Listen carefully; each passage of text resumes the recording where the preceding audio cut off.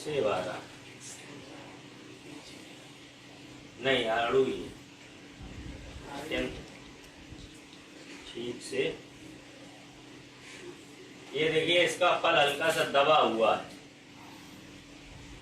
ये लग रहा होगा सेब की तरीके से, लेकिन अगर आप कायदे से देखेंगे तो इसका फ्रूट जो है वो सेब से दबा हुआ फल है।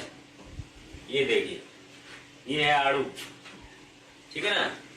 और ऐसा ही जो होता है, कुछ थोड़ा बहुत अंतर होता है। जो होता है आपका चीकू, है ना, चीकू का पेड़ भी जस्ट पत्तियां बिल्कुल ऐसे आम के पत्ते की तरह पत्तियां हैं, देखिए लगभग आम की तरह पत्ता होता है। लीची का भी पत्ता बिल्कुल आम की तरह होता है, चीकू का भी होता है, और सेब का प्लांट भी लगभग इसी तरीके का होता है ना। ज्यादा बड़े पौधे नहीं होते हैं इसके। ये देखिए आड़ू का पौधा है, ठीक है, बहुत ऊंचा नहीं होता है। अगर पूरा पौधा हम देखना चाहें तो कोई अगर हमें इमेज मिल रही है,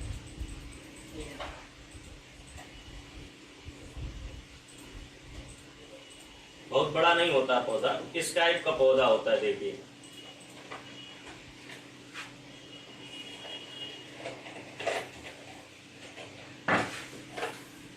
मीडियम टाइप का होता है, मतलब ना ज्यादा छोटा होता है ना ज्यादा बड़ा होता है ना। जैसे आम की प्रजातियां चल रही, ये देखिए इस तरीके का है आड़ू का पौधा, है ना। और ऐसे ही सेब होता है, ये थोड़ा फैला हुआ ज्यादा दिख रहा होगा, और सेब का थोड़ा पतला रहता है हल्का सा, है ना। आड़ू का थोड़ा फैल जाता है, देखिए ये फैला हुआ पौधा है। और इसको एक बार अगर यहाँ पर पकड़ के तेजी से हिला देते हैं, बहुत तेजी से हिलाया जाता है इसको, तो सारे के सारे जो आड़ू अगर पके होते हैं वो सब नीचे ड्रॉप कर जाते हैं तोड़ने की, क्योंकि छोटा पौधा है, जल्दी चढ़ नहीं सकते हैं ना इसके ऊपर। इसके बाद अगर हम सेब देखें तो देखिए सेब भी ऐसे ही है, हल्का सा पतला होता है इसका प्लांट। कानपुर में भी सेब के कुछ पौधे लगे हुए हैं, समझ रहे हैं। ये देखिए सेब है,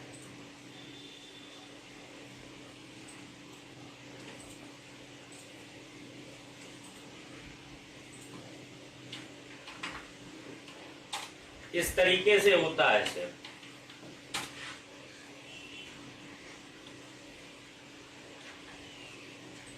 ये देखिए बहुत पतले पौधे हैं।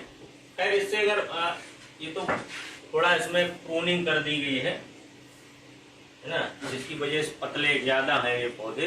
ये इस तरीके से होते हैं, देखिए इसको सहारा देने के लिए डंडे भी लगाए गए हैं, ठीक है। ये ज्यादा पतले हैं, प्रून्ड प्लांट हैं, जब कटाई छटाई की गई है इनकी, तो लेकिन है पतले पतले, लेकिन फिर भी इसमें जो है फल बहुत ज्यादा आ रहा है, ठीक है। कुछ जो होते हैं, जो कश्मीर में होते हैं, वो बड़े होते हैं इस तरीके से।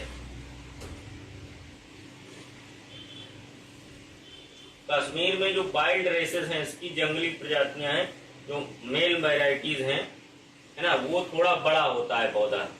ये तो आपका जो है बनाया गया सेब का पौधा है, टून प्लांट है ना। अगर बड़े पौधे की हम बात करते हैं तो बहुत ज्यादा इसमें दिए नहीं है। ये देखिए बोनसाई में सेब लगा हुआ है। बोनसाई का मतलब देखिए गमले में सेब का पौधा लगा दिया गया और इसमें सेब भी आया है। ये बोनसाई प्लांट है। बोनसाई एक टेक्निक है जापानीज पौधे लगाने की। ये देखिए गमले में पौधा है और सेब को भरमार है इसमें, ठीक है। तो ये बोनसाई टेक्निक है पौधा लगाने की। अगर हम बात करें इसी में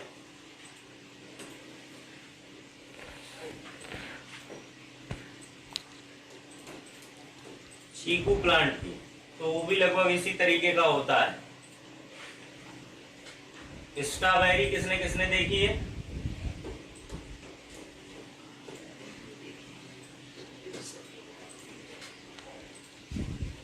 स्ट्रॉबेरी जो होती है बेल होती है, जमीन में चलती है, ठीक है। ये देखिए चीकू का है, ये भी ज्यादा बड़ा पौधा नहीं होता है चीकू का।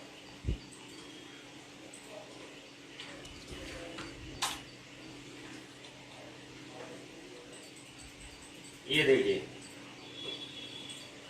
ये चीकू है, सपोटा जिसको कहते हैं, अकरास सपोटा वैज्ञानिक नाम। क्रिकेट बॉल इसकी वैरायटी है बहुत अच्छी।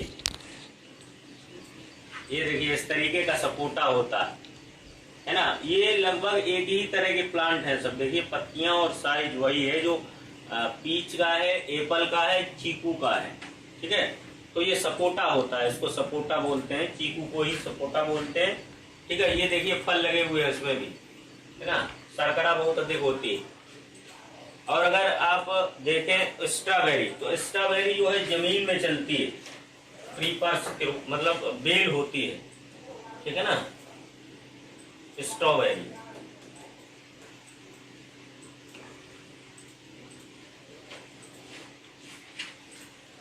प्लांट, ये तो फ्रूट दिखा रहा है, देखिए बहुत महंगा मिलता है ऐसा नहीं है। स्ट्रॉबेरी जो है 6-7 फल मिलते हैं 80-90 रुपए के, और वो उसमें केवल फ्रेशिंग कर देते हैं डलिया में, और एक बेल में कम से कम 20-25 फल लग जाते हैं, है ना। तो यानी कि 150-200 काम हो जाता है एक बार में।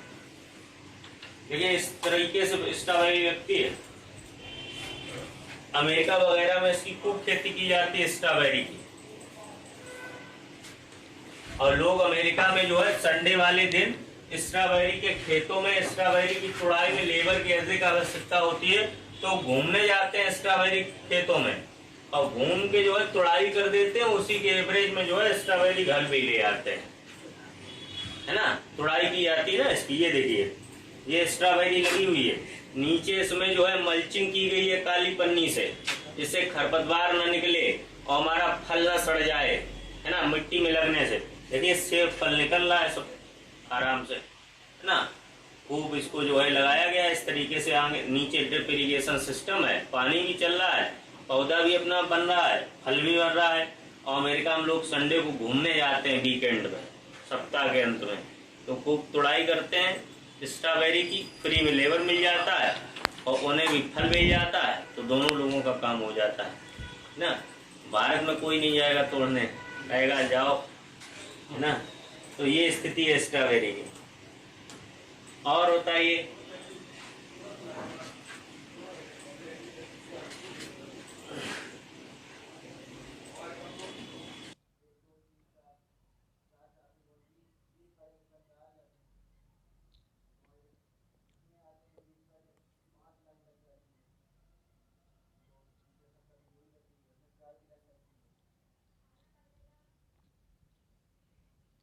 देखिए वाटरमैन ऑफ इंडिया अगर आप बताएंगे बच्चों को, कुछ बच्चे जो है पूछ रहे थे, तो हमने पूछा था कि जल पुरुष किसे कहा जाता है, तो डॉक्टर राजेंद्र प्रसाद है, उनको जल पुरुष कहा जाता है। देखिए दिखा भी देते हैं आपको राजेंद्र प्रसाद, है ना।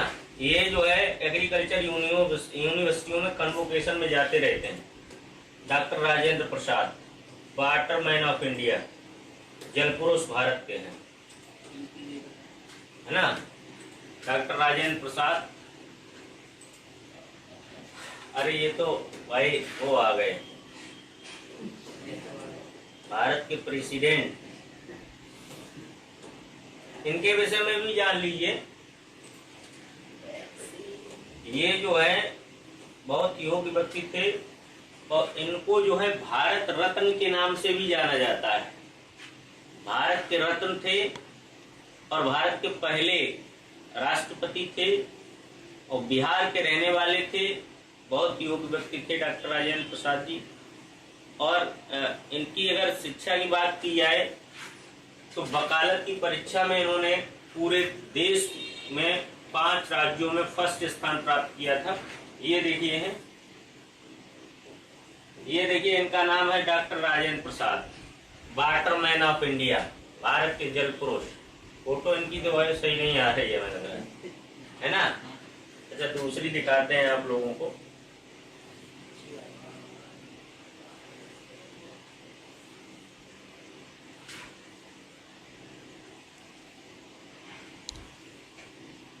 डॉक्टर राजेंद्र सिंह, है ना।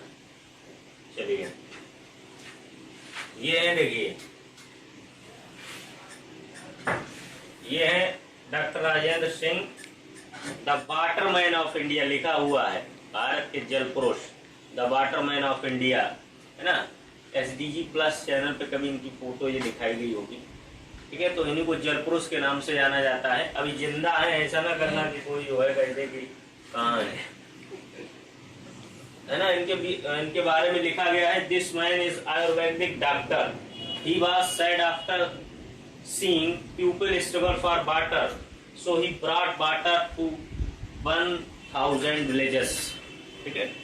तो ये जो है वाटर संरक्षण के विषय में काम करते हैं, वाटर कंजर्वेशन के विषय में काम करते हैं। जैसे कि नर्मदा बचाओ प्रोजेक्ट जब चला था, जिस समय नर्मदा नदी के किनारे वाले जो पेड़ का उन्मूलन किया जा रहा था परियोजनाएं बनाने के लिए, डैम बनाने के लिए, तो उस समय जो है सुंदरलाल बहुगुणा ने एक आंदोलन चलाया था जिसका नाम था चिपको आंदोलन। तो उत्तराखंड में पहले नर्मदा में भी उन्होंने चलाया, फिर उत्तराखंड में चमोली में भी उन्होंने कार्यक्रम चलाया। तो वहां पर जो जंगल बंगल काटे जा रहे थे तो वृक्षों से चिपक गए, खुद पकड़ लिया कि हमें पहले काटो उसके बाद पेड़ काटना। तो ये हो गया चिपको आंदोलन, है ना। तो चिपको आंदोलन चलाया उन्होंने कि पौधों को जो है न काटा जाए। तो अभी हाल ही में उनकी मृत्यु भी हो चुकी है।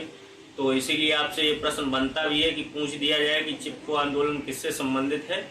तो चिपको आंदोलन सुंदरलाल बहुगुणा से संबंधित है और वृक्ष बचाने के लिए उन्होंने ये मुहिम चलाई थी, ठीक है। और वृक्षों का वैसे कुछ देश ऐसे भी हैं, देखिए आप लोग समझ लीजिए, आज बता रहे हैं, तो कुछ देश ऐसे भी हैं जिन्होंने एक कानून के तहत कह दिया है कि हमारे यहाँ वृक्षों की संख्या इतने % से कम नहीं होनी चाहिए। जैसे भूटान है, तो भूटान ने अपने संविधान में संशोधन करके कहा है कि 60% से कम वृक्ष नहीं होने चाहिए। अगर 7% से कम है तो ये सरकार का उत्तरदायित्व है, सरकार को कोर्ट में खड़ा होना पड़ेगा। लेकिन भारत में ऐसा कोई कानून नहीं है, लेकिन इस कानून को बनना चाहिए। 33% जियोग्राफिकल एरिया का जो है जियोग्राफिकल एरिया है इंडिया का, उसका लगभग 33% तो वन होना ही चाहिए और आज लगभग 21% के करीबन है।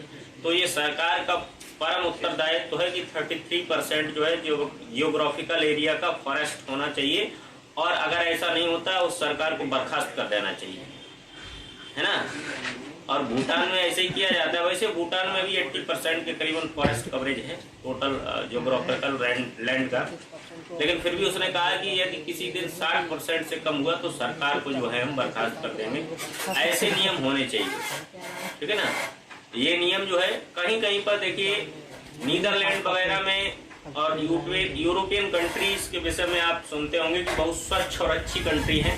उनका कारण भी है स्वच्छ और अच्छी होने का कि वहां पर नियम अच्छे हैं और नियम को फॉलो करने वाले भी लोग हैं। उन्होंने कहा कि अगर साइकिल जो चलाएगा उसको पर किलोमीटर 16 रुपए दिया जाएगा। अब देखें सभी लोग जो है साइकिल चलाएंगे, साइकिल चलाने पर व्यक्ति जो है जो भी साइकिल चलाएगा 16 रुपया किलोमीटर सरकार उसे पैसा देगी। तो कारें अपने आप बंद हो जाएंगी, पॉल्यूशन खत्म हो गया, है ना। कचरा फेंकने वाले के लिए कानून बना दिया जाए कि जो अगर रोड पे कचरा मतलब घर से, जिसके घर से कचरा बढ़िया से पैक होके जाएगा, 5 किलो का कचरा 50 रुपए का होगा, तो कोई कचरा बाहर नहीं फेंकेगा, है ना। तो ये कचरा जो है सही हो जाएगा, है ना। तो ये इस तरीके के अगर सिस्टम बन जाए तो लोग जो है, पानी बहाने वाली समस्या है सबके यहाँ, ये कहा जाए कि नालों में अगर पानी बहाया तो उसके लिए कानून बनना चाहिए, ठीक है ना। आप अपने यहाँ जिसके यहाँ वाटर हार्वेस्टिंग सिस्टम नहीं है, जल संरक्षण वाले वो नहीं बनवाए हैं, तो उनके लिए भी कानून बने कि जो जो संरक्षण करेंगे उन्हें पैसा दिया जाएगा। तो सरकार ऐसे काम करे, अपने आप जो है दूसरी चीजों में मद खर्च नहीं होगी। अब सरकार पता चला 100 करोड़ रुपया लगा देती है वाटर का, जो सफाई का, एक महानगर का जैसे सफाई का बाहर बना दिया कि हाँ हम सफाई करवा रहे हैं, पानी शुद्ध गंगा में जाएगा। ना सीवेज प्लांट बनवाती है सरकार, कहती है बड़े बड़े नाले आ रहे हैं, किसी भी महानगर का ले लीजिए कि बड़े नाले आ रहे हैं, उनका हम सीवेज करवा रहे हैं, सीवेज ट्रीटमेंट प्लांट है। लेकिन सीवेज ट्रीटमेंट प्लांट में आपने 100 करोड़ रुपया लगा दिया, उसमें ऊपर से रुपया आया, छलनी हुआ, 100 करोड़ में 10% केवल नीचे तक पहुंचा, क्योंकि इतनी छलनियां लगी हुई हैं। भारत के पूर्व प्रधानमंत्री राजीव गांधी जी ने 1985 में कहा था कि भारत से अगर हम ऊपर से 100 रुपए फेंकते हैं तो जमीन स्तर पर 10 रुपए पहुंचते हैं। 10% ही ग्राउंड लेवल पर पैसा पहुंचता है, क्योंकि बीच में इतनी तगड़ी तगड़ी सेपरेटर छल्लियां लगी हुई हैं, वो सब छान लेती हैं, उन्हें आवश्यकता नहीं पड़ती है। ऊपर से रुपया डाला, कहीं मंत्री जी को पहले मंत्रिमंडल में पहुंचा, उस विभाग के मंत्री के पास पहुंचा, फिर उसका स्वतंत्र प्रभार पहुंचा, उसका राज्य मंत्री पहुंचा, राज्य मंत्री बेटे के पास पहुंचा, फिर उसकी शादी हो रही है ना। तो ये सब चीजें चलती रहती हैं। फिर पता चला डीएम साहब के पहुंचा और नीचे तक जो है तालाब खुदवाया, फिर उसे बंद किया, वही कहानी, रुपया जो है सब हजम हो गया। तो ये 100 करोड़ रुपया लगा और ट्रीटमेंट फिर भी वाटर का नहीं हुआ। इससे अच्छा है कि डायरेक्ट वाटर हार्वेस्टिंग सिस्टम बनाए, पानी ही न ज्यादा बाहर आए, तो तुम्हें क्या जरूरत पड़ेगी बताइए ना। तो इस तरीके का सिस्टम होना चाहिए। लेकिन अगर सिस्टम बना देंगे तो पैसा फिर खाया कहाँ से जाएगा। ये लोग जान है ना, वही तो संसद में बैठे हैं, वही विधानसभा में बैठे हैं, है ना। तो ये सब है, ठीक है। तो ये देखिए, ये जल पुरुष है Rajendra Singh, water man of India.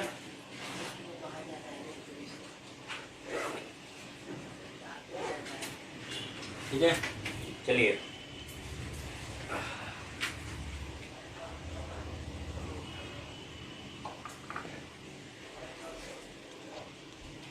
आगे देखते हैं। अब बात करते हैं अपने विषय पर।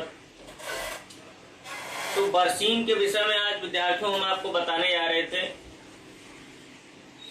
बहुत ज्यादा इसके विषय में पढ़ना नहीं है, लेकिन ये है कि जो जो इम्पोर्टेंट है वो सभी जानना है ना। तो बरसीम देखिए, कोई वैसी तो फसल है नहीं, हमें भोजन के रूप में तो प्राप्त होती नहीं है, लेकिन ये है कि हमारा जो धन है पशु, उसके लिए ये बहुत परम आवश्यक भोजन है ना। हर जानवर बरसीम को खाना पसंद करता है और बढ़िया डाइजेस्टिबल है। डाइजेस्टिबल प्रोटीन रहती है बरसीम में, और कैल्शियम और फास्फोरस की मात्रा भी उचित रहती है। देखिए, दूध वाले पशु को इसीलिए बरसीम खवाई जाती है कि 2% के करीबन कैल्शियम रहता है, बहुत हाई कैल्शियम कंटेंट रहता है, और साथ साथ में फास्फोरस भी रहता है। और दुग्ध में यही दोनों चीजें जो है आपको चाहिए। कैल्शियम जो होता है, कैल्शियम बरसीम में रहता है 2% के करीबन, और इसी के साथ अगर हम बात करें फास्फोरस की, तो फास्फोरस भी इसमें 0.45% की करीबन रहता है ना। और दोनों ही चीजें 47 या 45 के करीबन। अब ये दोनों चीजें हैं दुग्ध में डायरेक्टली पाई जाती हैं। तो भैया, जब दुग्ध में डायरेक्टली पाई जाएंगी और ये बरसीम में हैं और किसी चारे में इतनी नहीं मिलती हैं, तो सीधी सी बात है, जब दूध भैंस को बरसीम खिलाओगे, गाय को बरसीम खिलाओगे, तो सीधा दुग्ध की कैल्शियम और फास्फोरस पर सीधा सीधा प्रभाव पड़ेगा। ठीक है, तो साथ में इसमें प्रोटीन भी होती है, और दुग्ध में प्रोटीन भी पाई जाती है ना। इसमें क्या होता है, प्रोटीन भी 23% के करीबन होती है, 22-23% लिखा रहता है। तो 23% के करीबन प्रोटीन, और दुग्ध को भी प्रोटीन चाहिए, यानी कि दुग्ध जब भैंस के शरीर में या गाय के शरीर में बनेगा तो प्रोटीन की आवश्यकता पड़ेगी ना। तो प्रोटीन भी यहाँ से मिल रही, कैल्शियम भी यहाँ से मिल रहा, फास्फोरस भी यहाँ से मिल रहा। तो ये सारी की सारी चीजें मिल रही हैं, और ये डायरेक्ट जो है दुग्ध का स्रोत भी है, दुग्ध में भी ये पाई जाएंगी। तो एक इसीलिए इम्पोर्टेंट चारा हो गया बरसीम की, नहीं हुआ, ठीक है। और इसके साथ में आयल भी इसमें होता है। आयल देखिए कैसे होता है, बरसीम के साथ जब आगुमेंटिंग क्रॉप बोई जाती है, जापानी राई या पीली सरसों, है ना, पीली सरसों बोई जाती है बरसीम के साथ आगुमेंटिंग क्रॉप्स के रूप में। तो ये पीली सरसों जो होती है, इसको जब हम बोएंगे तो ये क्या करेगी, राई के साथ ही इसको काट लिया जाता है, और जब राई के साथ इसको काटेंगे तो इसके तेल से जो है फैट, वसा भी मिल जाती है हमारे पशु को, और वही वसा हमारी जो है दुग्ध निर्माण में सहायक होती है। किसमें सहायक है, दुग्ध निर्माण। अब आइए भाई, देखिए जो दुग्ध में प्रमुख प्रमुख चीजें हैं वो सभी हमने बरसीम से निकाल दी, है ना। सरसों में क्या होता है भाई, सरसों में तेल है, हल्का सा दाना बनने दीजिए, पकने ना दीजिए पूरा, फिर भी कुछ ना कुछ कंटेंट तेल का रहता है सरसों में। उसके बाद कैल्शियम बरसीम है, फास्फोरस है, प्रोटीन है, यही सब जाके दुग्ध में मिल जाता है, तो पशु को थोड़ा और फायदा होता है। साथ में हम दाना भी दे रहे हैं, तो दाना जो है बढ़ जाता है जानवर का, दुग्ध का। और जैसे बरसीम खत्म हो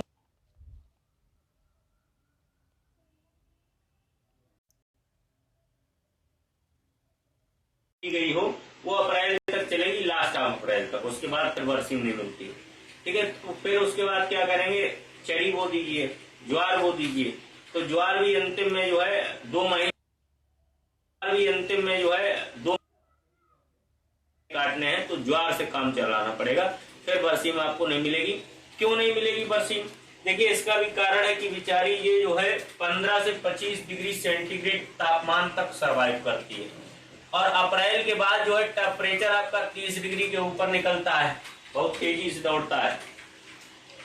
तो ये क्लोवर जो है बरसीम ये सरवाइव नहीं कर पाती है ना। उसके बाद ये फूलने लगती है, फूल आ जाता है इसमें, और फूल के बाद जून में इससे जो है सीड प्राप्त हो जाता है हमारा, है ना। फिर ये हरी नहीं रहती है। तो 15 से 25 डिग्री सेंटीग्रेड इसको टेम्परेचर चाहिए, यानी कि इसी टेम्परेचर की रेंज में ये जो है बढ़िया विकास करती है, इसीलिए सर्दियों में होती है। देखिए टेम्परेचर जब हल्का रहता है तभी इसकी वृद्धि जो है संभव होती है बरसीम की। एक और बात है कि बरसीम कभी ओस युक्त जानवरों को नहीं खिलानी चाहिए, बिल्कुल सुबह सुबह। देखा भी होगा आपने कि लोग ग्रामीण क्षेत्रों के जो हैं वो बिल्कुल सुबह उठते ही बरसीम नहीं काटते, कहते हैं धूप निकल आए थोड़ी, पानी खत्म हो जाए बरसीम का।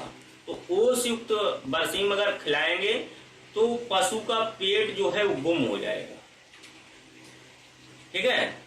पेट अगर बरसीम ओस युक्त बरसीम अगर पशु को खिलाई जाती है, जिससे कि पशु का पेट जो होता है गुम हो जाता है, तो ये ऐसा जो है बरसीम जो है ओस युक्त नहीं खिलानी चाहिए। जब धूप निकल आए, ओस खत्म हो जाए पौधे से बरसीम के, उसी के बाद बरसीम को काटना चाहिए, एक सिद्धांत है, ठीक है।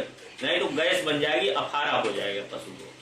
कोई भी घास हो उसको भी नहीं जल्दी खिलाना चाहिए ओस युक्त जानवर को, ठीक है। ओस जो होती है वो अफारा पैदा कर देती है अगर जानवर को खिलाते। अब इसके बाद बरसीम में देखिए रोग के विषय में कोई ज्यादा है नहीं, क्योंकि ये खुदा एक घास है, ठीक है। इसको इजिप्ट क्लोवर के नाम से भी जाना जाता है। देखिए इजिप्ट जो है ये प्राचीन नाम है मिस्र का, और मिस्र जो है वो आपका अफ्रीका कंटिनेंट में पूर्वी तट पर स्थित है, यानी कि हम बात करें तो लाल सागर के बगल में, लाल सागर के बगल में मिस्र है, इजिप्ट है, उसी को इजिप्ट कहते हैं, उसी को मिस्र कहते हैं। और वहां से ये जो है 1904 में बरसीम जो है इजिप्ट से 1904 में 1904 में ये आई थी हमारे भारत में, मीरपुर खास में। भारत में मीरपुर खास नामक स्थान है झांसी के पास, वहां से सबसे पहले ये मिस्र से आई थी। झांसी के पास स्थान है मीरपुर खास, वहां से मिस्र से 1904 में सबसे पहले मीरपुर खास झांसी में इसको जो है कल्टीवेशन इसकी की गई थी, इसकी बरसीम, ठीक है। लेगुमिनेसी कुल का पौधा। इसमें एक और खासियत होती है कि यदि बरसीम मान लो कोई गरीब किसान है, वो यूरिया अफोर्ड नहीं कर पा रहा है, यूरिया नहीं दे पा रहा है, पैसे नहीं है, सोच रहा है ऐसे ही चारा मिल जाए तो ठीक है, तो क्या करे, किसी के खेत में बरसीम हुई हो, है ना, पिछली साल अगर हुई हो, और तो उसके खेत में जाकर के वो 15 से 20 सेंटीमीटर उस खेत की मिट्टी उठा ले ऊपर वाली, और वो अपने खेत में डाल ले और बरसीम बो दे। या फिर कोई किसान ऐसा हो जैसे कोई धान या गेहूं बोता हो, या जैसे बरसीम उसके खेत में कट गई, अब बरसीम के बाद वो धान करना चाह रहा है, यूरिया नहीं खेत में दे नहीं पा रहा है, देना क्या चाह रहा है, तो वो 15 से 20 सेंटीमीटर की बरसीम वाले खेत की मिट्टी अपने पूरे खेत में फैला दे। तो फैलाने से क्या होगा, उसमें जो नाइट्रोजन है बरसीम के खेत में नीचे, वो उसके खेत को फ्री में प्राप्त हो जाएगी। लेकिन ये काम कठिन भी है, ऐसा नहीं कि जितने की वो यूरिया खरीद के डाल देगा उससे ज्यादा कठिन है कि 15 से 20 सेंटीमीटर मिट्टी उठाना, ये तो बहुत कठिन काम हो गया, उसको ट्रकों आवश्यकता होगी मिट्टी उठाने की तरफ से। लेकिन फिर भी एक सिद्धांत है कि अगर मिट्टी बरसीम के खेत की उठा ली जाती है तो उसमें क्या होता है कि नाइट्रोजन कंटेंट रहता है, क्योंकि लेगुमिनस क्रॉप है और उसमें राइजोबियम ट्राइफोलाई नामक बैक्टीरिया इसकी जड़ों में उपस्थित रहता है। ये लगभग 100 किलोग्राम प्रति हेक्टेयर के हिसाब से नाइट्रोजन का फिक्सेशन करती है। कौन? राइजोबियम ट्राइफोलाई जो होती है वो 100 किलोग्राम प्रति हेक्टेयर के हिसाब से नाइट्रोजन का फील्ड में फिक्सेशन करती है। ठीक है, कितना फिक्सेशन करती है? 100 किलोग्राम प्रति हेक्टेयर। 100 किलोग्राम प्रति हेक्टेयर के हिसाब से फिक्सेशन करती है। किसमें? खेत में। खेत में फिक्सेशन करती है नाइट्रोजन का। ठीक है, इसका फिक्सेशन करेगी, नाइट्रोजन का फिक्सेशन करेगी। वो कौन करेगी? राइजोबियम ट्राइफोलाई, जिसका नाम होता है, देखिए, राइजोबियम ट्राइफोलाई। राइजोबियम ट्राइफोलाई जो होती है वो 100 किलोग्राम प्रति हेक्टेयर के हिसाब से खेत में नाइट्रोजन का फिक्सेशन करता है। तो यानी कि बरसीम को अगर हम कहें कि हमें नाइट्रोजन देने की आवश्यकता है तो नहीं के बराबर है, 20 किलोग्राम, वो भी एक आध स्प्लिट डोज में। बेसिक डोज जो होता है, बेसल डोज जिसे कहते हैं। देखिए, स्प्लिट डोज और बेसल डोज में अंतर होता है।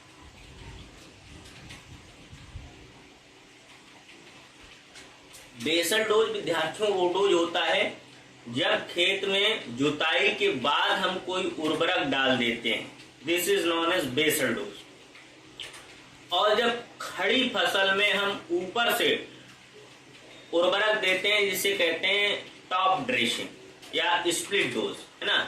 स्प्लिट में देते हैं, 2-3 स्प्लिट में टॉप ड्रेसिंग कर देते हैं। लेकिन बेसल डोज फर्टिलाइजर का वो होता है जब हम जुताई बुवाई से पहले जमीन में ही जो उर्वरक दे देते हैं, this is known as basal dose. और जब हम जो है टॉप ड्रेसिंग करते हैं, this is known as split doses. ठीक है, तो इसमें जो है 20 किलोग्राम की आवश्यकता लगभग पड़ती है। ठीक है, और पहली कटाई बरसीम में लगभग हमें 55 दिन पर मिलती है, 50-60 दिन पे या 55 दिन के करीबन। आज जैसे हमने बरसीम बोई तो आज के 55 दिन बाद हम बरसीम को काट लेंगे, यानी कि हमें बोना चाहिए बरसीम जो है। अगर हमें दिसंबर से बरसीम चाहिए है तो हम बो देंगे आपको सितंबर में, अक्टूबर नवंबर, सितंबर लास्ट में बोएंगे, अक्टूबर नवंबर, तो दिसंबर में हमें बरसीम जो है प्राप्त होने लगेगी। और दिसंबर में प्राप्त होने के बाद 5 कटाई करते हैं। कितनी कटाई करते हैं? 5, हर लगभग 25 से 30 दिन के अंतराल पर। ठीक है, देखिए, पहली कटाई 55 दिन के बाद दूसरी कटाई का जो डेज है वो घट जाता है, 25 से 30 या 35 दिन में दूसरी कटाई हमें प्राप्त होने लगती है। पहली कटाई देखिए करते हुए गए बरसीम। देखिए, बरसीम के कुछ लोगों ने हो सकता है पौधा देखा है, सभी ने, अगर ना देखा हो तो एक और बताएं। बरसीम का पौधा जो है वो तृणमूल कांग्रेस का चुनाव चिन्ह। चलिए, नहीं देखा है तो हम दिखा भी दे रहे हैं, ट्राइफोलियम प्लांट।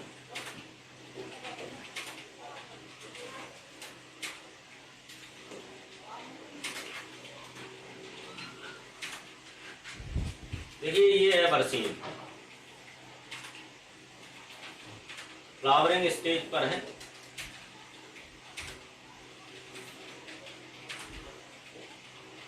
ये होता है, इसमें क्या करते हैं लोग, कुछ प्योर बरसीम तो ज्यादा नहीं होती है, इसके सीड में वो मिला देते हैं। देखिए, इसमें घास हो जाती है, घास के बीज भी मिला देते हैं तो कोई दिक्कत नहीं है, क्योंकि खिलाना तो पशु को ही है। आदमी को जो तो चाहे घास खिला दे तो चाहे बरसीम खिला दे, कुछ लोग चीटिंग कर लेते हैं इसके बीज में। चीटिंग ये हो जाती है कि बरसीम के बीज के साथ कुछ घासों के बीज साथ साथ में पलाका जो होता है, तो तालाबों में छोटा छोटा होता है, सीधा पौधा होता है उसका पलाका, वो भी इसमें मिला देते हैं।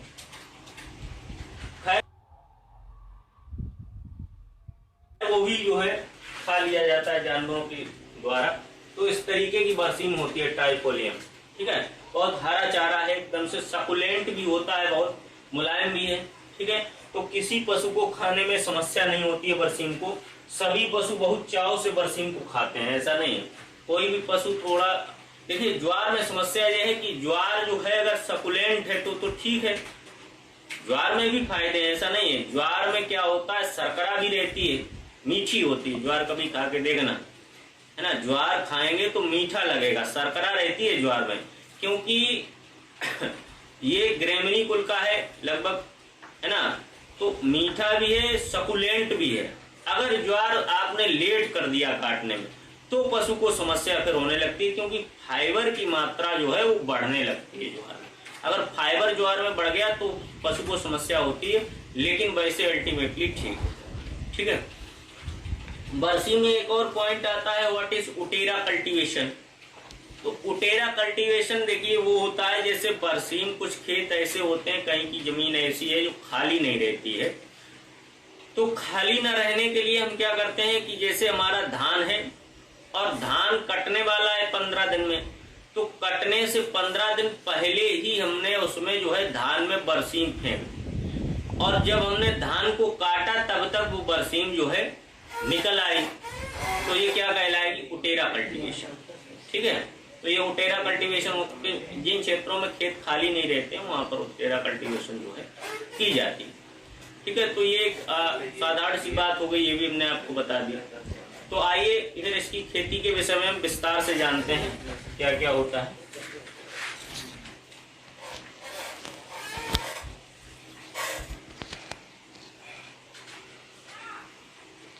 देखिए वानस्पतिक नाम सभी को पता होगा, ट्राइपोलियम अलेक्जेंड्रियम। ठीक है, ट्राइपोलियम अलेक्जेंड्रियम ये इसका वानस्पतिक नाम है। इसकी फैमिली लेगुमिनेसी या पैपियोनेसी है, इसीलिए जो क्या करती है, ये नाइट्रोजन का फिक्सेशन करती है, और राइजोबियम ट्राइपोलाई नामक बैक्टीरिया रहता है, नाइट्रोजन का स्थिरीकरण करती है। क्यों करती है, क्योंकि लेगुमिनेस क्रॉप है, दलहनी फसल है। कैसी फसल है, दलहनी फसल है,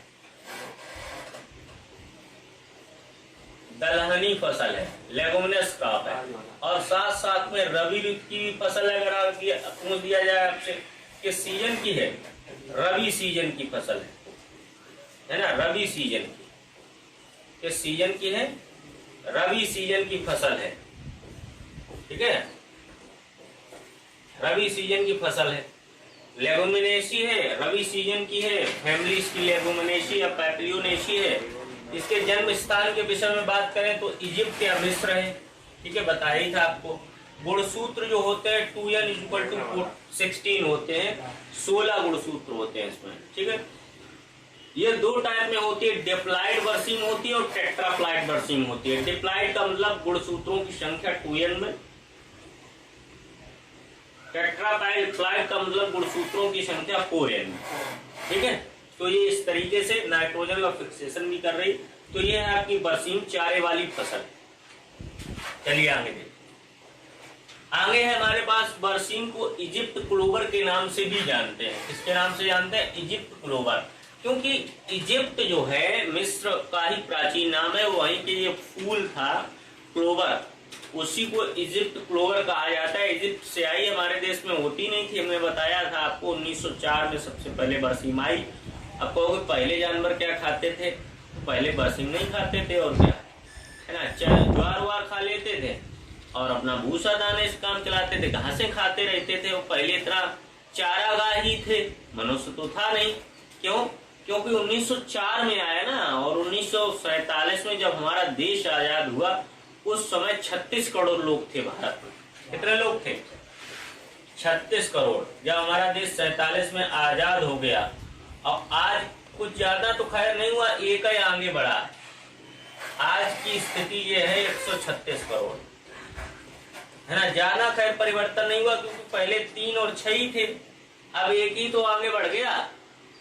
50 साल की स्थिति में 70 साल हो गए, मान लीजिए, चलिए 70 साल, 73 साल 73 साल में ये दशा कर डाली कि 36 का लगभग 3.5 या 4 गुना जनसंख्या बढ़ा दी। 136 करोड़ लोग हो गए। अब जब पीपल ज्यादा होगा, जनसंख्या ज्यादा होगी, तो रिसोर्स, जो नेचुरल रिसोर्स है, वो अपने आप घट जाएगा। भाई पहले एक आदमी एक पेड़ के नीचे रहता है, 10 रहेंगे, तो ऑक्सीजन की कमी होगी कि नहीं होगी, बताइए। 4 हो गए उसी स्थान पर, जब 36 करोड़ थे, आज 4 हो गए उस स्थान पर, मतलब 4 गुना लगभग पॉपुलेशन होगी। तो धरती रहेगी कि फटेगी? तो धरती की स्थिति जो है, अगर इसी गति से बढ़ता गया तो फिर जो है नेचुरल रिसोर्स लगभग खत्म होने की दशा में आ जाएंगे, और आदमी जब ज्यादा हो जाएगा तो प्रकृति कुछ ना कुछ करेगी। ठीक है, तो अगला है, और सरकार देखिए बचाने का भी खैर उस पर कुछ कहना नहीं है। देखिए दूसरा है, बरसीम हमारे देश में 1904 में मिस्र देश से आया था। यह सर्वोत्तम हरे चारे की फसल है, मीरपुर खास, ये लिखा हुआ है मीरपुर खास में आया था। मीरपुर खास कहां पर है? झांसी के पास, झांसी के पास, है ना। मीरपुर खास है कहां पर? झांसी के पास है मीरपुर खास। ठीक है, वहां पर 1904 में मिस्र से आया था। नेक्स्ट है, बरसीम के चारे में 23% के करीबन प्रोटीन, 2.5% के करीबन कैल्शियम और 0.47% जो होता है फास्फोरस होता है। क्या होता है? फास्फोरस होता है 0.47%। 2.5% के करीबन कैल्शियम है, 23% के करीबन प्रोटीन है, और जो है फास्फोरस है। इसके बाद तो ये सारी चीजें हमने बताया था कि दुग्ध उत्पादन के लिए बहुत ही उत्तम चीजें हैं, इसीलिए बरसीम को जो है खिलाया जाता है पशुओं को। सर्दियों में बड़े दूध का उत्पादन भी सही रहता है। केवल दुग्ध का उत्पादन जो है वो गर्मियों में घटता है। ठीक है, चलिए आगे। अगला है, बरसीम की जड़ों में राइजोबियम ट्राइकोलाई कौन रहता है? राइजोबियम ट्राइकोलाई नामक बैक्टीरिया रहता है। देखिए इसकी भी स्थिति वही होती है। 250 ग्राम की राइजोबियम की जो थैली आती है, कितने ग्राम की? 250 ग्राम की राइजोबियम की जो थैली आती है वो बराबर होती है 10 किलोग्राम को 10 किलोग्राम बीज उपचारित करने के लिए। किसके लिए? बीज उपचारित करने के लिए। ठीक है, 10 किलोग्राम बीज उपचारित करने के लिए 250 ग्राम की 250 ग्राम की जो राइजोबियम की थैली होती है वो लगभग जो है 10 किलोग्राम बीज उपचारित करने के लिए यूज होती है। तो राइजोबियम ट्राइकोलाई नामक सहजीवी जीवाणु, और इसकी बीज दर जो होती है 10 किलोग्राम, मतलब 250 ग्राम राइजोबियम, और बीज दर होती है 25 किलोग्राम प्रति हेक्टेयर के करीबन। तो हम देख लेंगे कि इसकी लगभग 2.5 थैलियां पड़ेंगी पैकेट। तो इसके 2.5 पैकेट हम अगर खरीद लेते हैं मार्केट से, तो इसका बीज उपचार जो है हो जाएगा, सीड ट्रीटमेंट हो जाएगा बरसीम का, है ना। लेकिन कोई क्या ज्यादातर किसान करते नहीं, ठीक है। और बेट नर्सरी में इसकी जो है बोया जाता है गीली क्यारी बीज में। क्या करते हैं? पानी भर देते हैं, खेत को लेवल कर देते हैं। पानी भरने में, भरे पानी में जो है हवा ना चल रही हो तो मिट्टी के साथ मिलाकर वैसे फेंकना चाहिए। लेकिन बहुत उस्ताद लोग हैं भारत में टेक्निक उनके पास तेज है, नहीं, बहुत एक्सपीरियंस्ड पीपल हैं, उन्हें पता है ना कितनी बरसीम कहाँ पे गिरेगी, तो वो हाथ से ही फेंक देते हैं पूरा दाना, और उन्हें अंदाज भी रहता है कि कितना दाना कहाँ पर पड़ रहा है। वैसे इसका जो, क्योंकि बीज छोटा होता है तो मिट्टी में मिला के फेंकें तो थोड़ा जो है समानता, होमोजेनिटी रहती है। अब ऐसे अंदाज नहीं लगता है कि हेट्रोजेनिटी भी बढ़ सकती है, कुछ ज़्यादा बीज एक जगह पे हो सकते हैं, लेकिन उन लोगों को जो फेंकते हैं बरसीम के खेत में, उन्हें अंदाज इतना अच्छा होता है कि वो जो है एक बार में ही सही फेंक देते हैं। ये अच्छी चीज़ है, प्रैक्टिस है। एग्रीकल्चर इज आल्सो प्रैक्टिस, ठीक है।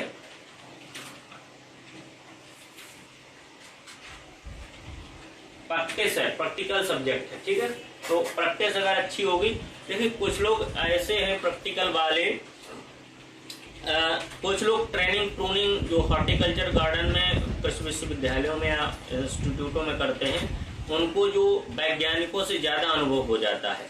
प्रजातियां निकाल लेते हैं वही, लेकिन बेचारे लिख नहीं पाते हैं, उनकी लिखनी नहीं सही है, तो उसका जो है क्रेडिट वैज्ञानिक ले जाते हैं लिखने के चक्कर में।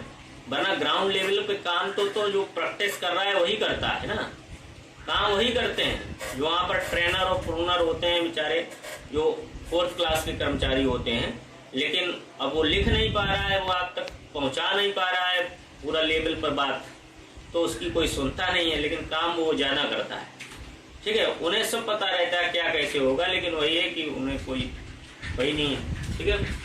जीवाणु पाया जाता है जो वायुमंडल की स्वतंत्र नाइट्रोजन को जड़ों में यौगिक नाइट्रोजन के रूप में परिवर्तित करता है। यह मात्रा 100 किलोग्राम यूरिया के बराबर होती है। ये हमने आपको बता दिया था कि जो नाइट्रोजन फिक्सेशन राइजोबियम ट्राइकोलाई बरसीम में करेगा, वो लगभग 100 किलोग्राम यूरिया के बराबर होगी 1 हेक्टेयर में, ठीक है। 250 ग्राम राइजोबियम के जो पैकेट है वो 10 किलोग्राम बीज उपचारित करने के लिए उत्तम होते हैं। तो अगर हम इस तरीके से देखें तो 2.5 पैकेट जो है वो हमारे 25 केजी जो है बीज को उपचारित कर सकते हैं, ठीक है। चलिए आगे देखते हैं। अगला है, देखिए जलवायु कैसी होनी चाहिए बरसीम के लिए, क्लाइमेटिक कंडीशन कैसी होनी चाहिए। तो बरसीम जो है ठंडी और शुष्क जलवायु का पौधा है। इसकी वृद्धि के लिए 15 से 25 डिग्री, देखिए ये है पॉइंट, 15 से 25 डिग्री सेंटीग्रेड तापक्रम उपयुक्त रहता है, ठीक है। जब तापक्रम 4 से 5 के पास आ जाता है तो इसकी बढ़वार प्रभावित। देखिए बढ़वार जो होती है, अगर टेम्परेचर ज्यादा कम होता है तो बढ़वार अपने आप प्रभावित हो जाएगी। 4-5 पे बढ़ता नहीं, स्टंटिंग ग्रोथ हो जाती है, जो वृद्धि है बरसीम की वो रुक जाती है। अगर टेम्परेचर ज्यादा हाई भी हुआ तो 2 तरीके की बरसीम है, एक तो डिप्लाइड है, एक टेट्राप्लाइड। देखिए जो डिप्लाइड बरसीम होगी, डिप्लाइड और टेट्राप्लाइड,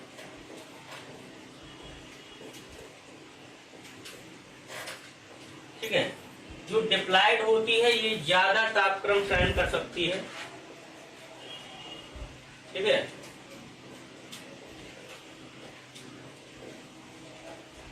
ये ज्यादा तापक्रम सहन कर सकती है, और टेट्राप्लाइड जो होती है ये कम तापमान सहन करती है, ये देसी होती है।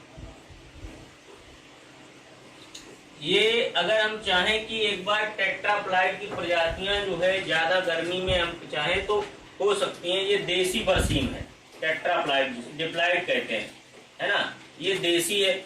और ये जो है हाइब्रिड वैरायटियां हैं, टेट्राप्लाइड में हाइब्रिड बरसीम आती है। तो ये कम टेम्परेचर सहन करती है, कम तापमान सहन करती है, और ये जो है ज्यादा तापमान में भी हो सकती है। तो इसे देसी कहा जाता है, इसे जो है हाइब्रिड कहा जाता है, ठीक है। क्या कहा जाता है? हाइब्रिड बरसीम।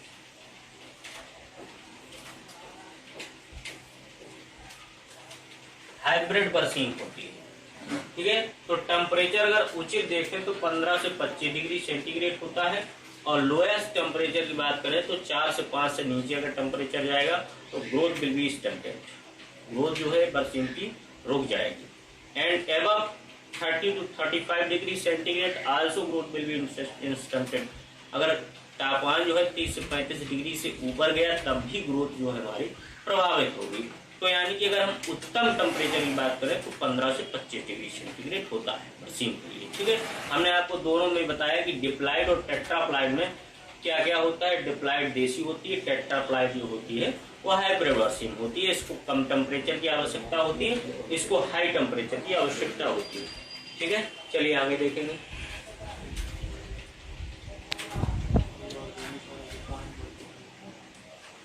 अगला हमारा बात आती है बीज दर। देखिए कंपटीशन में जो प्रश्न आता है उसमें लिखा होता है बरसीम की बीज दर बताइए। तो बीज दर सामान्यतः जो होती है वो 25 किलोग्राम होती है, लेकिन अगर हम इसको आर्गुमेंटिंग क्रॉप के रूप में बोते हैं तो आर्गुमेंटिंग क्रॉप के रूप में अगर बोते हैं तो फिर इसमें जो है 25 किलोग्राम बरसीम के साथ साथ जो है 1 किलोग्राम जापानी राई का भी प्रयोग किया जाता है। तो लगभग देखिए जापानी राई को मिला दिया जाता है कि बरसीम की चारे की मात्रा बढ़ाने के, ठीक है। राई तेजी से बढ़ती है, बड़ा हो जाता है, पत्ता भी बड़ा होता है। तो बरसीम की अल्टीमेटली जो मात्रा है उसको बढ़ाने के लिए या बरसीम का जो आयतन है या चारा है, चारे की मात्रा बढ़ाने के लिए आर्गुमेंटिंग किया जाता है, ठीक है। ये देखिए 1 किलो मिलाया जा रहा है, ये चारे की मात्रा बढ़ाने के लिए, इसकी मात्रा बढ़ाने के लिए चारे की मात्रा जो होती है बढ़ जाती है, और साथ साथ में पशु को भी बढ़ जाती है, और साथ में पशु को इससे जो है बसा भी मिल जाती है, क्योंकि ऑयल सीड क्रॉप है ना, ऑयल सीड क्रॉप है तो बसा भी मिल जाती है। तो दोनों काम हो जाते हैं, तो क्या दिक्कत है बताओ, दोनों मौसम में जब हो रहे हैं तो कर दीजिए इसे भी साथ में। इसके बाद मृदा की अगर बात करें हम बरसीम में, तो मृदा में अगर हम देखें तो अच्छे जल निकास वाली दोमट या चिकनी दोमट, है ना, अच्छे जल निकास वाली दोमट या चिकनी दोमट दोनों मृदाएं ही उत्तम रहती हैं बरसीम की खेती के लिए। एक बात बता दें आपको, अम्लीय भूमि ज्यादा अगर है तो वहां पर बरसीम की खेती नहीं करनी चाहिए। ज्यादा अम्लीय अगर है, ज्यादा अम्लीय भूमि में थोड़ी बहुत है चल जाएगी, है ना। ज्यादा अम्लीय अगर भूमि है, ज्यादा अम्लीय, तो फिर इसकी खेती जो है नहीं हो पाएगी। ज्यादा अम्लीय में खेती नहीं, ठीक है। तो खेती अगर ज्यादा अम्लीय भूमि है तो खेती नहीं होगी इसकी, ठीक है। अगर हल्की अम्लीय है तो खेती हो जाएगी, हल्की अम्लीय से हल्की क्षारी तक है तो खेती हो जाएगी। अच्छे जल निकास वाली जो है दोमट या चिकनी दोमट मृदा है तब भी इसकी खेती जो है बढ़िया से कर सकते हैं बरसीम, ठीक है। चलिए आगे देखिए, अगला है उन्नतशील प्रजातियों के विषय में। तो देखिए उन्नतशील प्रजातियों में हमने आपको बताया है कि सब divided in 2 parts, diploid and haploid. Diploid एक है और एक है हैप्लॉइड, टेट्राप्लॉइड, ठीक है, टेट्राप्लॉइड है। तो टेट्राप्लॉइड देखिए diploid it is also known as desi jati, है ना, इसी को देखिए देसी प्रजाति कहते हैं। और प्रत्येक कटाई के बाद में समान चारा देती है ये, ठीक है। मार्च अप्रैल में जब तापमान अधिक बढ़ जाता है तब भी यह प्रजाति, यही इसकी विशेषता होती है, चारा देती रहती है। अगर हम टेट्राप्लॉइड में देखेंगे, अगर टेम्परेचर एकदम से ज्यादा बढ़ा, एकदम से ज्यादा फ्लक्चुएट किया, तो फिर हमारी जो टेट्राप्लॉइड प्रजातियां हैं वो उत्पादन देना बंद कर देती हैं। डिप्लॉइड की ये भी खासियत है कि डिप्लॉइड जो है बराबर चारा देती रहती है पूरे मौसम, जितनी कटाइयां इसकी होती हैं। और टेट्राप्लॉइड क्या करती है, पहली कटाई में कम देगी, तीसरी और चौथी कटाई में चारा सबसे अधिक देगी, फिर उसका चारा कम होने लगेगा।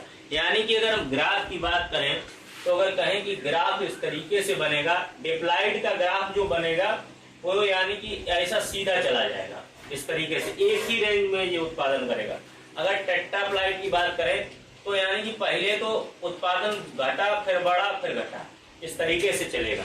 पहले उत्पादन घटेगा मतलब कम रहेगा, ठीक है, फिर बढ़ेगा एकदम से, फिर घटेगा। जैसे पहली बार में इसने उत्पादन किया 125 कुंटल, फिर दूसरी बार में किया 175 कुंटल, फिर टॉप इसकी यील्ड आई 225 कुंटल, फिर यील्ड घटने लगी 175 कुंटल। तो इस तरीके से इसका कर्व बन जाएगा, ठीक है।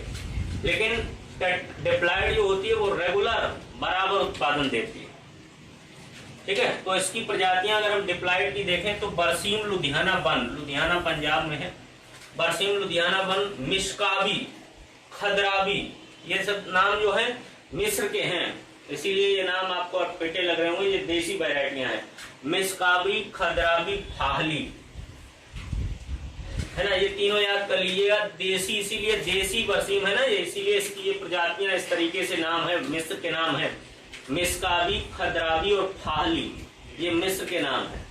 और BL10 की इसकी वैरायटी है बरदान, बरदान जो है इसी को इट इज ये यहाँ पर आपकी IGFRI भरारी झांसी से निकाली गई है। IGFRI जो है Indian grassland and fodder research institute है ना, घास और चारागाह अनुसंधान संस्थान झांसी भरारी में जो है वहां से ये वैरायटी बरदान निकाली गई है। और बुंदेली बरसीम, बुंदेलखंड की बरसीम है, ये निकाली यहीं से गई है, झांसी से ही, इसका नाम भी बुंदेली बरसीम है। ठीक है, 31 बुंदेली बरसीम 31। ठीक है, तो इसमें कोई याद करने की आवश्यकता नहीं, वो बरसीम है अल्टीमेटली। ये पूछ सकता है टेट्राप्लाइड है डिप्लाइड है, तो डिप्लाइड है बुंदेली बरसीम। ठीक है, बरदान जो है IGFRI से निकाली हुई प्रजाति है, ये बढ़िया प्रजाति है, डिप्लाइड की वैरायटी है। मिस्कादी, खदरागी और थाहली, ये सभी जो है मिस्र के नाम है, तो मिस्र की देसी वैरायटी है, इसीलिए इसके नाम जो है लिखे गए। ठीक है, चलिए आगे देखते हैं टेट्राप्लाइड। टेट्राप्लाइड में हमने कहा था आपको कि टेम्परेचर कम बर्दाश्त करने की क्षमता होती है और उत्पादन में फ्लक्चुएशन देखने को मिलता है। सबसे ज्यादा उत्पादन जो टेट्राप्लाइड में होता है वो तीसरी और चौथी कटाई में होता है। पहली कटाई में कम, दूसरी में ज्यादा, तीसरी में और चौथी में हाईएस्ट यील्ड, उसके बाद यील्ड जो है डाउन होने लगती है, घटने लगती है। तो सबसे देखें, इसका एक देखेंगे हम, टेट्राप्लाइड है ये, देखिए। ठीक है, टेट्राप्लाइड है। इस प्रकार की जातियों में पहली व अंतिम कटाई में चारा का कम मिलना है ना, कम चारा मिलेगा। देखिए पहली और अंतिम कटाई में, यानी कि शुरू में भी कम, लास्ट में भी कम, बीच में जो तीसरी चौथी कटाइयां होती हैं चारा हाईएस्ट होता है। ताप बढ़ जाने से यह प्रजातियां अधिक प्रभावित होती हैं। टेम्परेचर अगर बढ़ेगा तो उत्पादन जो है घट जाएगा इसका। ठीक है, इसमें अगर वैरायटियां हम देखते हैं तो पूसा ज्वाइंट बरसीम सबसे इंपॉर्टेंट यही है, इसी को याद कर दीजिए। पूसा ज्वाइंट बरसीम पूछी जाती है। टाइप 526 और 678 पूछी गई है। टाइप 678 किसकी प्रजाति है, ये इंपॉर्टेंट है। ये बरसीम की टेट्राप्लाइड प्रजाति है, टाइप 678। ठीक है, कैसी प्रजाति है, टेट्राप्लाइड बरसीम है, टाइप 678।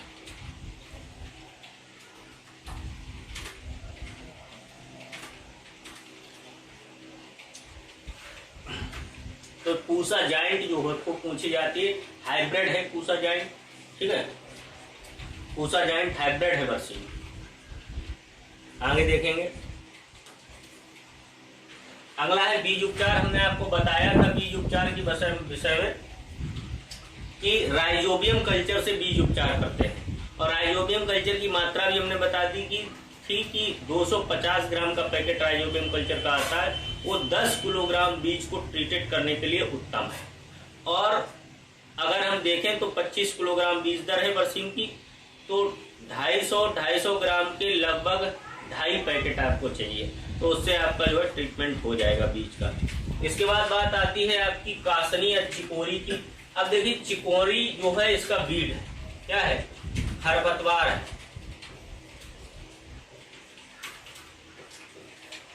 चिकोरी किसने देखी, चलिए दिखाते हैं चिकोरी। पहली बात एक दिन हम दिखा भी चुके हैं, सिक्का है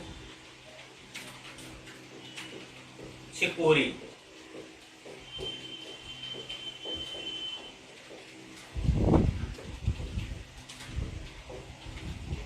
ठीक है, बरसीम का बीड है चिकोरियम एंटाइबस,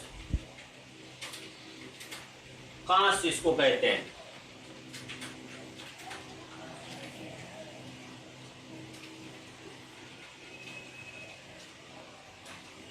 ये है, देखिए इसी को पलांका कहते हैं गाँव में। ये देखिए, ये तालाबों में होता है चिकोरी, इसी को कांस कहते हैं, इसी को जो है पलांका कहते हैं। जब बरसीम के साथ में हो जाता है, और ये जो है लोग मिलाते हैं, इसको चिकोरी को मिलाते इसलिए है कि बीज जो है थोड़े ही बीज में हमारा काम चल जाए, और बरसीम के साथ में फिर पलांका हो जाता है, तो ये जो है प्योर बरसीम नहीं रहती। खा तो खैर जानवर इसको भी लेते हैं, घास है, लेकिन ये है कि प्योर बरसीम हमारी नहीं रहेगी। तो इसको सेपरेट करने के लिए सीड से क्या करना चाहिए, देखिए ऐसे छोटा बीज होता है तो ऐसे हम सेपरेट भी नहीं कर सकते हैं। तो कांस को हटाने के लिए देखिए क्या करेंगे, बरसीम में कुछ विधियां दी गई हैं हमारे पास। तो विधियों में है, कांस या चिकोरी के बीजों को अलग करने के लिए 5% नमक का घोल बनाकर इसमें बीजों को डुबाएं। ठीक है, कितना % का? कांस के बीजों को अगर बरसीम के बीजों से अलग करना है तो 5% नमक डाल दें पानी में और उसी में बरसीम का बीज डाल दें। ठीक है, अब उसमें क्या करेंगे, जैसे सॉल्यूशन है पानी का, 5% इसमें नमक डाल दिया हमने, इसी में बरसीम और चिकोरी दोनों के बीज डाल देंगे। चिकोरी जो कांस है उसका बीज हल्का होता है, कैसा होता है? हल्का होता है, वो इस पानी में ऊपर आ जाएगा और बरसीम का बीज नीचे बैठ जाएगा। ठीक है, दोनों बेचारे अलग अलग हो गए, कुछ आपको बीनना नहीं पड़ा। और जो ऊपर तैर के आ गए कि जिनको आप हाथ से बाहर कर दीजिए, वो सब कांस है, चिकोरी है, और जो नीचे बैठ गई वो सब बरसीम है। फिर उसको बरसीम को निकाल के आप छायादार स्थान पर सुखा लीजिए, धूप में न सुखाइएगा, नहीं तो उसकी वाइबिलिटी खत्म हो जाएगी, जर्मिनेशन नहीं होगा। छायादार स्थान पर सुखा लीजिए, आपकी सेपरेट अच्छी सी बरसीम जो अलग हो जाएगी और कांस को आप अलग कर सकते हैं इस माध्यम से। 5% NaCl जो है का विलयन आप बनाएं और उसमें जो है कांस और जो बरसीम का बीज है आप डाल दीजिए। ऊपर जो तैरता हुआ बीज मिलेगा वो आपको जो है चिकोरी का बीज मिलेगा। ठीक है, उसके बाद बरसीम का बीज जो होगा वो नीचे बैठ जाएगा। चलिए आगे देखते हैं। देखिए इसमें लिखा हुआ है चिकोरी का बीज हल्का होने के कारण घोल की ऊपरी सतह पर आ जाता है, हल्का होता है ना बरसीम से, और बरसीम का भारी होने की वजह से जो है तलहटी में बैठ जाता है। इसके बाद कासनी के बीजों को हाथ से अलग करके बरसीम के बीजों को स्वच्छ पानी में धोकर छायादार स्थानों पर सुखाया जाता है, ये सब लिखा हुआ। ठीक है, तो जो अगर कासनी है उसका बीज जो है कांस है उसका हल्का होता है, वो ऊपर आ जाएगा, बरसीम का बीज नीचे बैठ जाएगा, उसको हम निकाल के छायादार स्थान पर सूखा के और उसके बाद बो देंगे तो हमारा प्योर सीड मिल जाएगा, कांस नहीं इसमें रहेगा। ठीक है, चलिए आगे देखते हैं। आगे है यदि अगला पॉइंट है, यदि खेत में पिछली बार देखिए हमने पहले भी बताया था, अगर कोई ऐसा खेत है जिसमें किसान के पास नाइट्रोजन देने की कुव्वत नहीं है, क्षमता नहीं है, और वो चाहता है कि थोड़ी बहुत जो है हमें नाइट्रोजन अपने आप मिल जाए कहीं से, तो बरसीम का अगर कोई पहले खेत रहा हो, ठीक है, तो उसकी हल्की सी 15 से 20 सेंटीमीटर मिट्टी जो है हम ऊपर से काट के छील करके और उस खेत में डाल देंगे, क्योंकि इसमें राइजोबियम ट्राइकोलाई था। तो राइजोबियम ट्राइकोलाई क्या करता है, वो मिट्टी में जो है नाइट्रोजन अपने आप जो है नेक्स्ट फील्ड में जिसमें भी जाएगा नाइट्रोजन उसमें आपकी बनी रहेगी। ठीक है, तो इस प्रकार की प्रैक्टिस भी कर सकते हैं, यानी कि एक फील्ड से जो है बरसीम जिसमें किया गया था उसकी जो जड़ें रह जाती ना बरसीम के नीचे वाली, उनमें नाइट्रोजन होती है, और उनको उठा करके एक फील्ड से दूसरे फील्ड में हम रख देते हैं मिट्टी को, और वो मिट्टी जो है नाइट्रोजन से परिपूर्ण होती है, तो खेत में जिसमें भी जाएगी उसमें नाइट्रोजन की मात्रा आपकी बढ़ा देगी। ये होता है इस प्रकार से। ठीक है, तो यही लिखा होगा, यदि किसी खेत में पिछली बार बरसीम बोई गई हो तो उस खेत की 15 से 20 सेंटीमीटर गहरी मिट्टी उठाकर लगभग 5 से 6 कुंटल मिट्टी 15 से 20 दिन पहले खेत में मिला दें, जिससे कि नाइट्रोजन की जो है मात्रा बढ़ जाएगी और साथ में जो है ये बैक्टीरिया भी उसमें उपस्थित रहेगा, तो और नाइट्रोजन की वृद्धि करेगा आपके नेक्स्ट फील्ड में। नेक्स्ट है बुवाई का समय। देखिए बताया था हमने कि रबी ऋतु की फसल है, तो रबी के लिए हमने मोटा एक दिन बताया था कि अक्टूबर, इतना याद रखिए। कहीं भी रबी दिख जाए और बुवाई का समय याद ना रहे तो आंख बंद करके अक्टूबर के आसपास जोर लगा दीजिए बिना सोचे समझे। ठीक है, देखिए इसमें भी देखा हुआ है सितंबर अक्टूबर, कहीं पर भी रबी की फसल आएगी आपको अक्टूबर मिलेगा देखो। और अगर लेट ज्यादा हो, क्योंकि अगर आपको लेट तक चारा चलाना है बरसीम का, तो आप फिर सितंबर लास्ट तक बो सकते हैं, इसके बाद में फिर बरसीम की जो है खेती नहीं की जाती है। ठीक है, सितंबर लास्ट, ज्यादा अगर लेट हो रहा है तो सितंबर लास्ट तक इसकी बुवाई जो है कर सकते हैं। ठीक है, चलिए अगला है उटेरा कल्टीवेशन। देखिए उटेरा कल्टीवेशन लिखा हुआ है, एक विशेष प्रकार का कल्टीवेशन है जो है बरसीम में किया जाता है। इसका मतलब है कि अगर जिन क्षेत्रों में खेत खाली नहीं होते, ठीक है, मतलब आपने अगर धान किया और धान जो है सितंबर में कटा आपका, फिर आप इंतजार करेंगे सितंबर लास्ट में कटा के अब इसमें पानी लगाएं, फिर इसमें जुताई करें, फिर हम इसमें जो है बरसीम बोएं, तो ऐसे खेतों में आप बरसीम को सीधे भी बो सकते हैं, क्योंकि धान के खेत में नमी रहती है। तो धान की कटाई से 15 दिन पहले जो कटाई होने को है, जैसे आज कटाई होने को है धान, तो 15 दिन पहले ही हम उसमें बीज फेंक देंगे धान के खेत में, और वो बीज जो है 15 दिन में अंकुरित हो जाएगा। आप कुछ लोग कहेंगे कि लोग उसमें घुसेंगे, तो बरसीम को घुसने से कोई प्रभाव नहीं पड़ता है, बरसीम दब जाएगी बाद में, फिर वो सीधी हो जाएगी।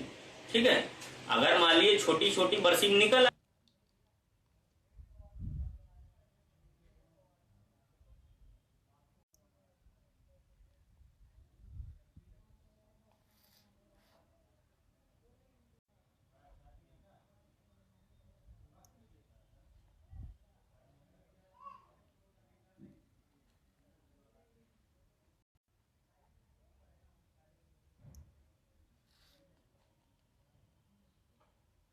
होने के बाद क्या होगा कि ये अपना आप जो है सीधी हो जाती है, उसी को कहते हैं ओटेरा कल्टीवेशन।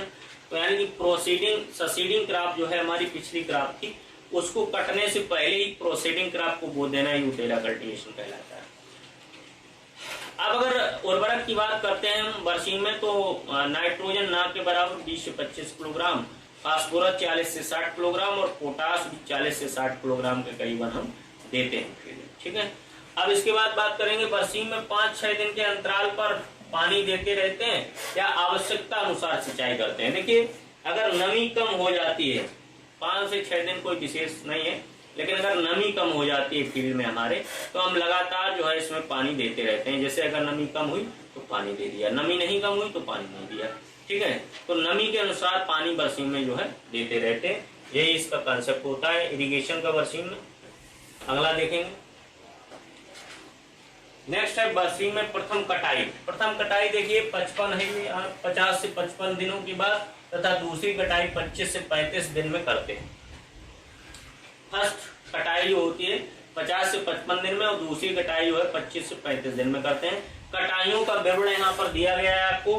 फर्स्ट कटाई जो होगी, सेकेंड कटाई, थर्ड कटाई, फोर्थ कटाई और फिफ्थ कटाई। फर्स्ट कटाई ये देखिए, पहली कटाई ये देखिए यहाँ पर वर्णन दिया गया है टेट्राप्लाइड बरसीम का। ठीक है, इसका है टेट्राप्लाइड का है, दिन बाद लिखा हुआ है, उपज कुंटल प्रति हेक्टेयर लिखी हुई है। कितने दिन बाद कटाई होगी और उपज कितने कुंटल प्रति हेक्टेयर होगी, चारे की। ये उपज किसकी है, चारे की उपज किसकी है, चारे की। ठीक है, तो यहाँ पर दिखा है फर्स्ट कटाई में 55 से 60 दिन में करते हैं, 55 दिन में लगभग करते हैं। उपज 125 कुंटल होती है। दूसरी अगर हम देखते हैं कटाई, तो 30 से 40 दिन में, इसके 30 से 40 दिन बाद, तो ये हमारी होगी 225 कुंटल। तीसरी फिर 30 दिन बाद 225, हमने कहा था हाईएस्ट, तीसरी या चौथी कटाई में हाईएस्ट। देखिए दूसरी में आ गया, कोई बात नहीं, हाईएस्ट उत्पादन, हाईएस्ट उत्पादन, अधिकतम उत्पादन देखिए हो गया यहाँ पर। फिर 25 दिन बाद अगर हम देखेंगे तो 150 कम हो गया, देखिए उत्पादन। 20 दिन बाद 125 कुंटल। तो इस तरीके से पहले उत्पादन कम था, तो बीच में हाईएस्ट हो गया। फिर हमने बताया था कि पहले और लास्ट में जो है उत्पादन कम हो जाएगा, और कुछ बीच में जो है उत्पादन बढ़ जाता है।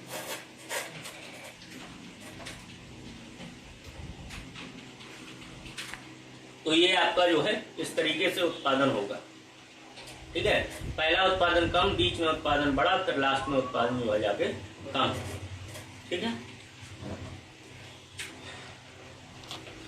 अगला है बीज उत्पादन। देखिए बीज उत्पादन के लिए बरसीम की स्थिति ये होती है कि अगर हम कहें कि बीज उत्पादन कैसे करेंगे, तो अगर बीज उत्पादन बरसीम में हमको करना है, तो लास्ट में जो है अप्रैल के बाद, इसमें मार्च अप्रैल के बाद कटाइयां नहीं करते हैं। देखिए लिखा हुआ है बरसीम के बीजों को बनाने के लिए अंतिम कटाई मार्च, कभी कभी अप्रैल तक भी हो जाती है, मार्च के बाद नहीं करनी चाहिए। फूल एवं फल आते समय अविरत सिंचाई कर दें। ठीक है, अतिरिक्त है यहाँ पर, अतिरिक्त सिंचाई कर दें, और जून के प्रथम सप्ताह में फसल पककर तैयार हो जाती है। स्थिति ये होती है कि मार्च लास्ट में, अप्रैल में इसकी जो है जो कटिंग हो रही थी हमारी, उसको बंद कर देंगे। अब इसमें से फूल निकलेंगे और फूल जो है वो पक जाएंगे। इसके बाद इसमें फूल के बाद फल बनेगा, और जब ये कट जाएगा तो जून तक जो फल है इसका बरसीम का वो पक जाएगा। और जब फल पकेगा इसका, तो क्या होगा, उसको फिर हम बाद में काट के इकट्ठा करके और उसमें जो है उससे बीज निकाल लेते हैं मशीन से, ठीक है। तो इसका लगभग 4 से 5 कुंटल प्रति हेक्टेयर बीज का उत्पादन, कितना उत्पादन होता है, 4 से 5 कुंटल बीज उत्पादन, ठीक है, बीज उत्पादन होता है प्रति हेक्टेयर, ठीक है, प्रति हेक्टेयर। तो ये इसकी बीज उत्पादन की क्षमता होती है, 4 से 5 कुंटल बीज उत्पादन प्रति हेक्टेयर होता है बरसीम में। तो ये आपका बीज उत्पादन हो गया, ठीक है। तो बीज उत्पादन किस तरीके से करते हैं कि लास्ट ऑफ मंथ या फर्स्ट ऑफ अप्रैल में जो है कटिंग बंद कर देते हैं, और कटिंग बंद करने के बाद फिर क्या होता है कि इसमें से फ्लावर निकलेगा, और फ्लावर के बाद वो फ्लावर में जो है फल बनेगा, वो फल हमारा जो है जून में पककर तैयार हो जाएगा, और उसके बाद उसको हम काट लेंगे, काटने के बाद उसकी हम जो है पोस्ट हार्वेस्ट करेंगे, सीड को सेपरेट कर लेंगे, 4 से 5 कुंटल बीज हमारा जो है प्रति हेक्टेयर प्राप्त हो जाएगा। चलिए आगे देखिए, अगला है देखिए उपज। तो अगर हम उपज की बात करें बरसीम में, ठीक है, उपज की अगर बात करें तो उपज लगभग 800 से 1000 कुंटल प्रति हेक्टेयर के करीबन उपज होती है, और बीज जो होता है उत्पादित हमने लिख दिया था कि 4 से 5 कुंटल प्रति हेक्टेयर बीज होता है। अब देखिए 800 से 1000 कैसे हो गए, हमने दिखाए थे अभी आपको, 150, 225, 225, 175, 125, इन सभी को जोड़ लीजिए, 800 से 1000 कुंटल हो जाएगा उत्पादन, ठीक है।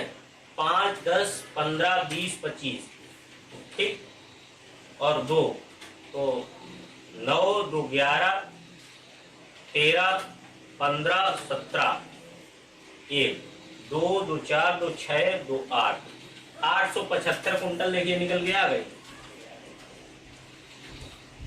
क्विंटल प्रति हेक्टेयर। वही बताया था हमने कि 800 से 1000 कुंटल। देखिए जितनी पांचों कटाई थी, पांचों कटाइयों को जोड़ दीजिए, ये फर्स्ट कटाई थी, ये सेकंड कटाई थी, ये थर्ड थी, ये फोर्थ थी और ये फिफ्थ थी। पांचों कटाइयों को अगर हम जोड़ देंगे तो उत्पादन हमारा 800 से 1000 कुंटल के बीच में ही आ जाएगा, ठीक है। तो ये आपका ऑल ओवर जो है बरसीम हो गया। और कटाई हमें मिलेगी कब, देखिए जब हमने सितंबर या अक्टूबर में बोई थी, उसके 55 दिन बाद अक्टूबर, नवंबर, दिसंबर से हमें कटाई शुरू हुई। नवंबर, दिसंबर के लास्ट में हम कहें कटाई शुरू हुई। तो पहली कटाई जो है जनवरी में ली, दूसरी हमने फरवरी में ली, तीसरी हमने मार्च में ली, चौथी हमने मार्च लास्ट में ली, पांचवी हमने अप्रैल में ली, और उसके बाद कटाइयां बंद हो जाती हैं। तो वही है कि लगभग दिसंबर से चारा शुरू होता है, अप्रैल तक चलता है। ये स्थिति बरसीम की रहती है, ठीक है। चलिएगा, तो आज के लिए आपका जो है क्लास कंप्लीट हो चुका है। कल हम जो है नेक्स्ट लेक्चर की बात करेंगे, तो वो होगा आपका सूरजमुखी का, और इसके बाद आपकी जो है पशुपालन और इंजीनियरिंग दोनों शुरू करा दी जाएंगे। एक दिन इंजीनियरिंग होगी, एक दिन पशुपालन होगी। दोनों का सिलेबस जो है कंप्लीट करा देंगे। कुछ लड़के कह रहे थे कि कब होगा, तो अगले क्लास से जो है सूरजमुखी खत्म होने के बाद आपकी इंजीनियरिंग और पशुपालन दोनों क्लासें जो है पढ़ाई जाएंगी, ठीक है। चलिए, इसके बाद आप बायो की क्लास करिएगा।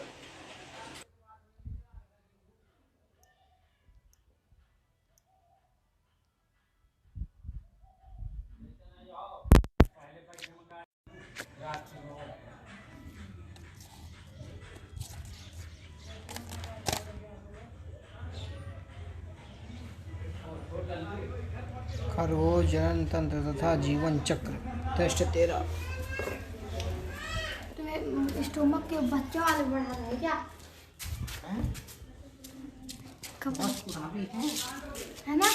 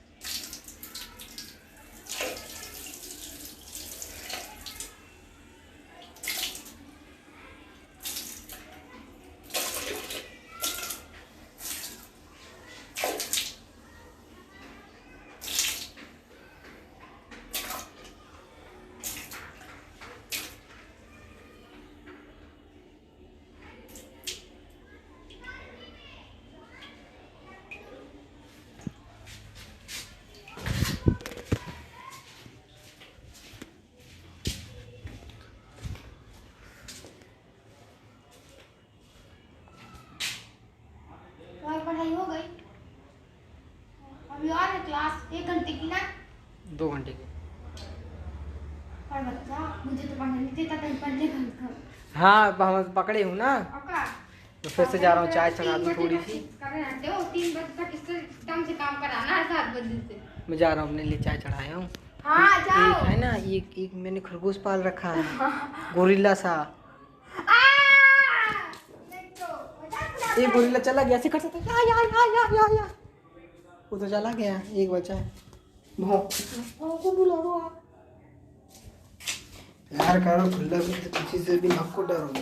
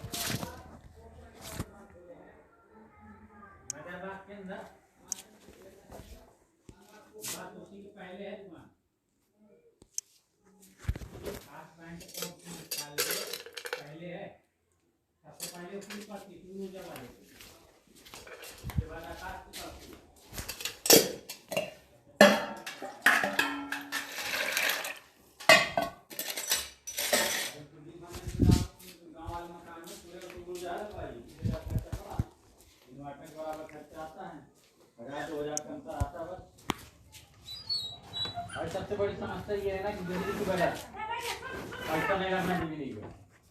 इन्वर्टर में लगवाओ, 20,000 वहाँ खर्चा करो, वो तो ठीक है।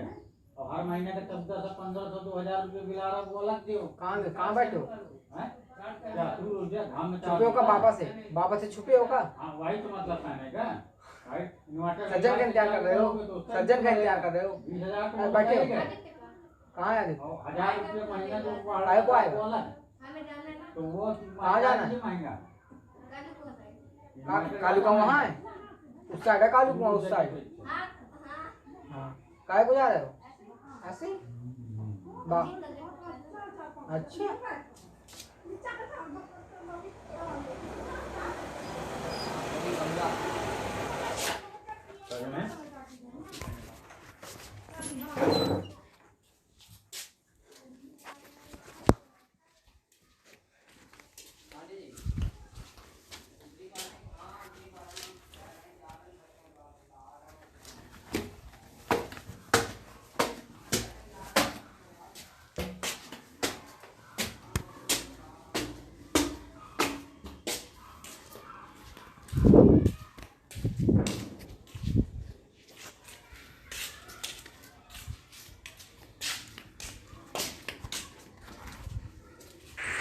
चलो भाई बच्चों, गुड इवनिंग। आज बच्चों हम लोग यहाँ पे लिखा है जनन तंत्र के बारे में, उसके जीवन चक्र के बारे में पढ़ेंगे, खरगोश के। इसके पहले जो हम लोग चैप्टर पढ़ा था उसमें हम लोगों ने सर्कुलेशन के बारे में पूरा कंप्लीट किया था, सर्कुलेटरी सिस्टम के बारे में पढ़ा था। ठीक है, आइए स्टार्ट करते हैं रिप्रोडक्टिव सिस्टम के बारे में। देखते हैं पहला क्वेश्चन क्या दिया है। चलिए स्टार्ट।